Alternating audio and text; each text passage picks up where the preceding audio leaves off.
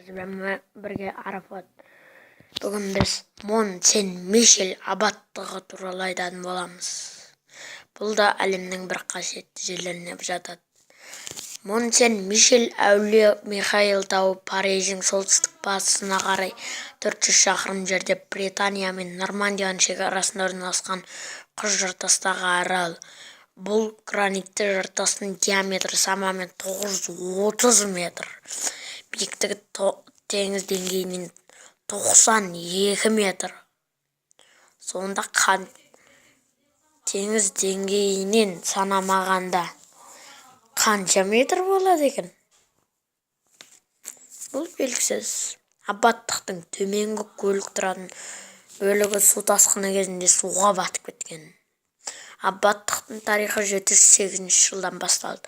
Аңызға сенсек, архангел Михаил Авранчесінде Эпипосқа Том тауына ғибадатхана тұрғызу тапсырылды. 11 ғасырда арал Бенедикт монахтар келді. Абаттықтың негізін осы монахтар қалаған. Абаттықтың ғасырлар бойы діндарлардың зиярат ететін орны болды. Сондай-ақ әр кезеңдерде түрменің монастырдың қызметін атқарды. Франция мен Англия арасындағы болған 100 жылдық соғыста Мон Сен Мишель француздар Нормандиядағы алдыңғы қатарлы бекінісі болды. Бұл бекіністі жау ешқашан болмаған. Ешқашан. Сонда бір қамал сияқты ұлықтай қорған сияқты. Ағылшындарға жылдар бойы ерлікпен төте бергендіктен абаттық француздардың ұлттық рәмізіне айналды. Орта ғасырларда бұл абаттықты адамдар жұмаққа теңеген. Енді бұл кішкене шеттен шығып кетті.